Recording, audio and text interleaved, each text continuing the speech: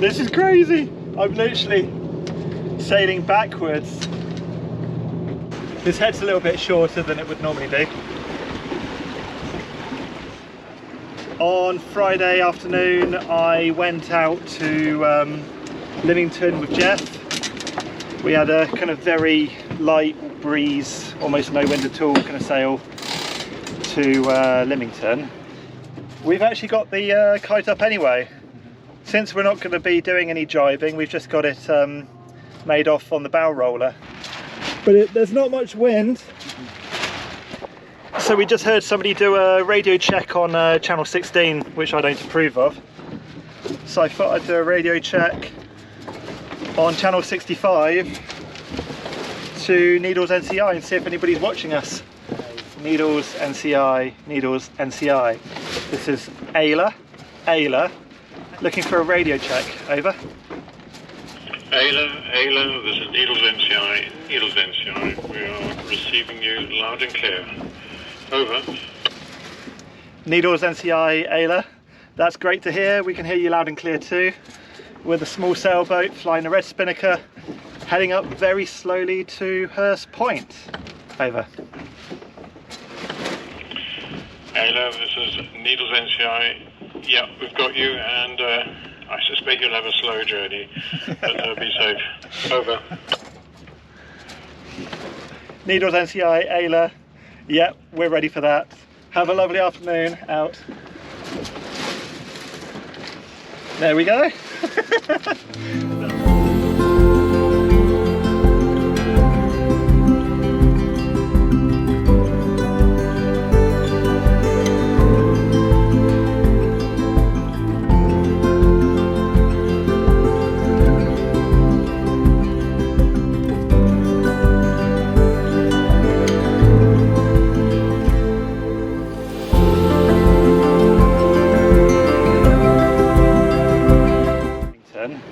And in Lymington I picked up my wife and daughter and we sailed off to Yarmouth, and then on Saturday we spent the weekend, well the day on Saturday, exploring around the west end of the Isle of Wight. So we went up to the Needles, to the old battery, had a look around that, took some amazing pictures.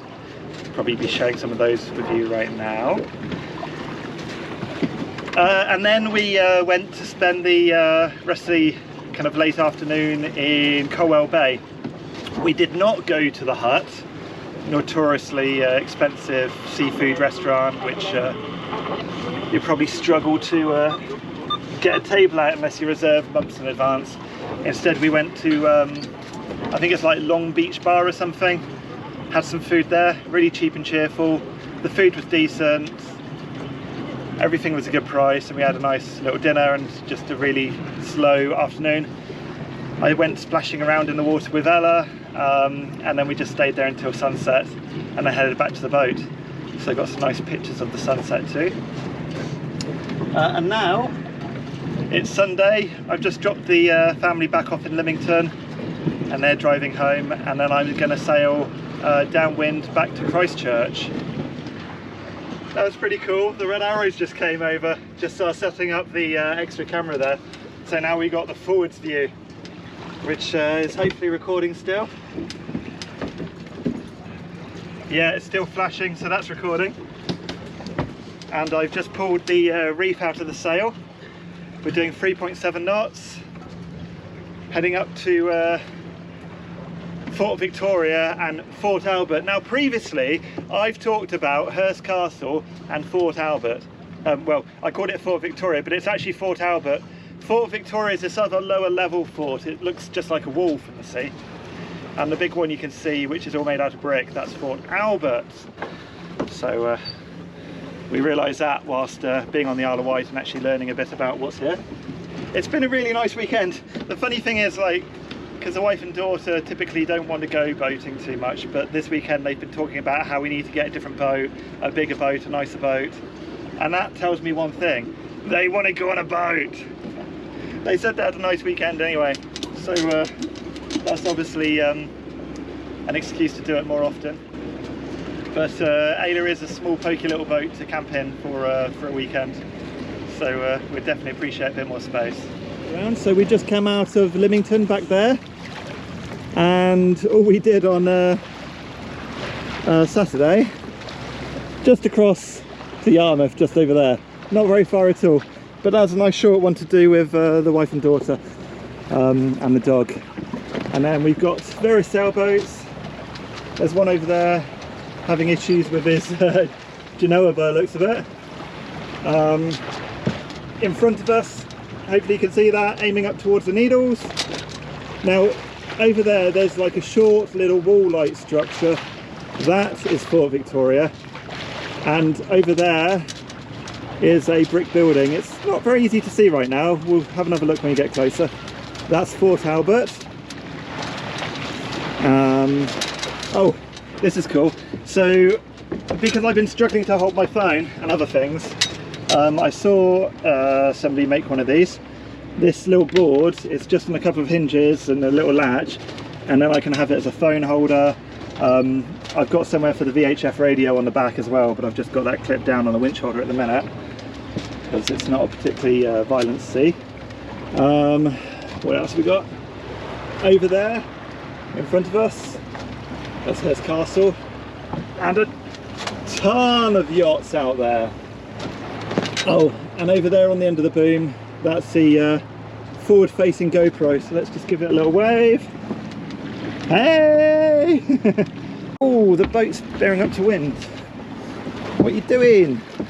Alright, I've just finished my sandwich, just in time, because it's just about jibe time, I think. You can see just in front of me over there, that's Fort Victoria, and I'm going to have to jibe very soon if I don't want to go into it. Literally just finished my sandwich. It doesn't get shallow until very close, and actually all the wind's died down completely now because we're in the lee of the shore.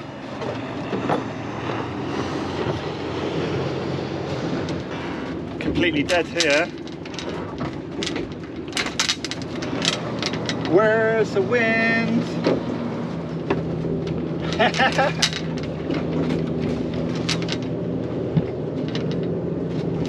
This is crazy. I'm literally sailing backwards.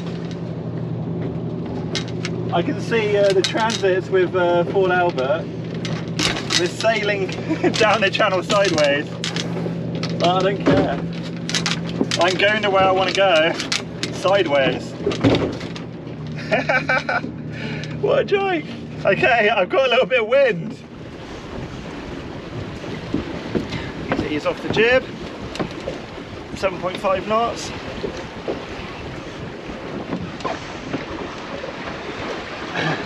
Alright, just coming into view now, you got the Needles and Alum Bay and the old battery.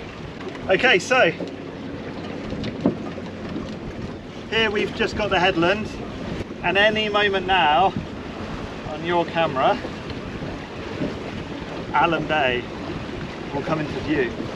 So these beautiful chalk cliffs, they're all different coloured sand inside. I think the Victorians used to blow glass with it. Alright, well maybe you can see that now. So over there you've got Alum Bay and the chalk cliffs. As we go round even more in a moment, you'll be able to see there's like a cable car which takes people from the car park at the very top down to the bottom to the Pebble Beach.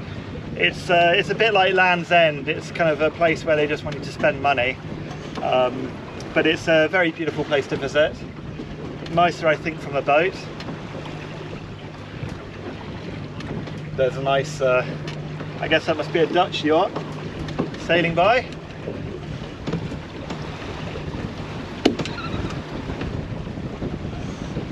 So you can get an open top bus. It will take you all the way from Yarmouth, and it will take you up to the Needles Battery, which is at the end there. That's where we went and what we went on.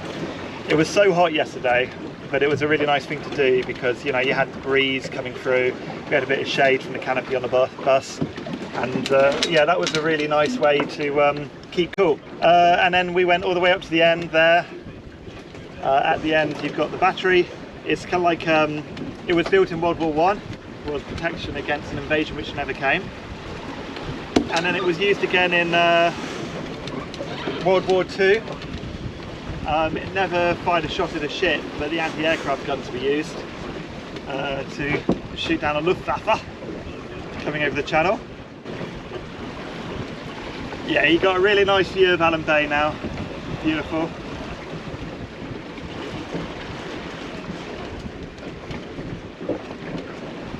Hopefully you can see that quite nicely. I think I've got this on a widescreen camera angle. Tends to pick up a little bit less detail. Maybe I'll have to crop it and zoom in.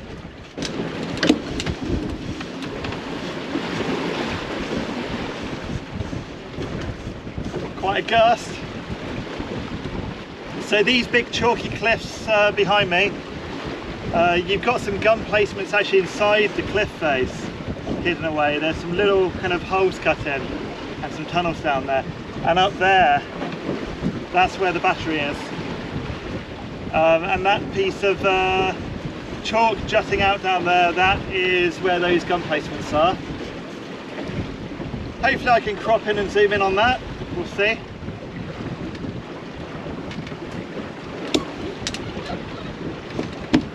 There they are, guys. The Needles. Should we see what speed we're doing? 6.5 knots. Quite respectable. See what the wind does. It might pick up a bit. Hopefully it's not too much for Eala. So these chalky cliffs are sometimes referred to as the polar bear. When you're looking at them from the kind of Bournemouth Pool direction, they look just like a polar bear. We might see that in a minute as they go into the distance behind us. In fact, if I say so myself, I think that looks a bit like a polar bear now. His head's a little bit shorter than it would normally be. But there we have our polar bear. So I've got my eyes on Hengistbury Head, right that way. Tide's going to be pushing us out towards Poole, so we'll aim in a little bit from where Hengistbury Head is and try and land in Christchurch, and we'll just do a jibe around the cardinal mark over there. I mean, really and truly, I could just jibe anytime.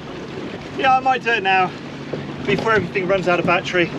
So to jibe, we're just going to pull this main sheet in, make it a bit gentler.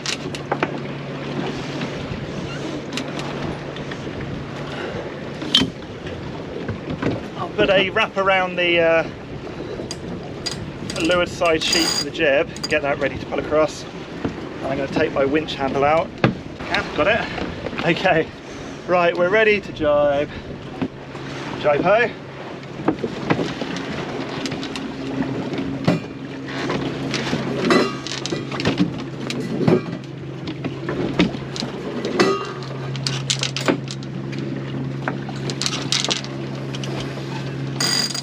That was super gentle.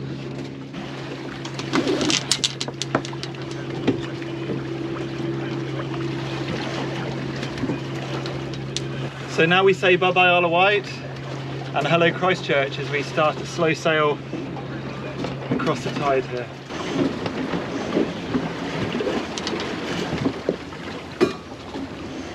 Well, I hope you found it interesting seeing us fly the Spinnaker, and maybe the pictures and videos I shared from our little trip on the Isle of Wight. Say goodbye to the Isle of Wight. I'm just going to sail across the bay now. Maybe I'll turn things back on again when I get towards Christchurch. Yeah, we got a ship over there. He's under motor, he should have given way to us quite clearly, but he didn't, so I bailed away anyway. There you go, you got sight of him now. We passed the stern to them. Looks like they got a few crew messing around with a sail or something, but they're not sailing, they're motoring. They should be giving way to us. We are running the outboard, but it's only on tick over, and they don't know that. They should have definitely given way to us. Oh, they're actually getting their sails up now. There you go. Sail number B32 for bravado. Now they're sailing. I think what we'll do now is we'll whip off the outboard, and then I'm going to fill the outboard with fuel, make sure we've got enough fuel to get in the harbour.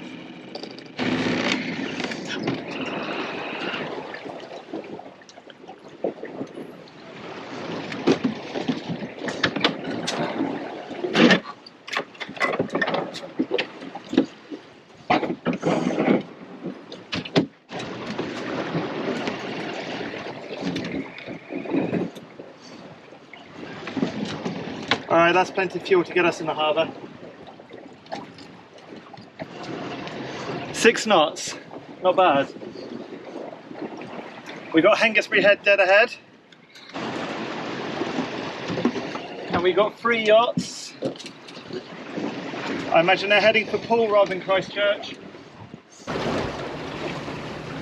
One of those sailboats. I can't remember the rig type, but it's got like this, I don't know, bit of extra boom at the top. If you know what that's called, you can tell me in the comments. It's going really nicely. They're all going really nicely actually. I'm going a bit further downwind. If I was going in the same direction as they are, then maybe I'd be going faster than them.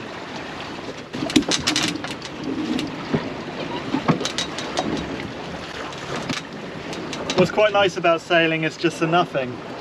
Just stays like this, sunny day.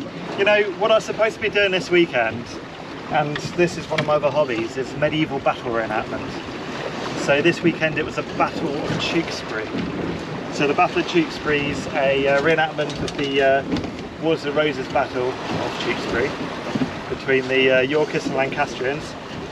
And every year I normally reenact the Battle of Tewkesbury in a, well, almost a full suit of 15th century medieval plate armour, which is really fun. And I don't know, you tell me, maybe I should do a channel about that, but it's a bit hard to sneak a GoPro onto the battlefield. It's good fun. I don't know if anyone's noticed, but I've got a scar here. The story behind that scar is I had a long sword go through my face. I was a Yorkist fighting on the Battle of Tewkesbury. They got me in the face, stuck a long sword through my lip. What I never did was stick my tongue through it and take a selfie photo. That would have been hilarious, right? But anyway, you should have seen the other guys. We mullered all of them. See the Lancastrians. Any Lancastrians here? Yeah?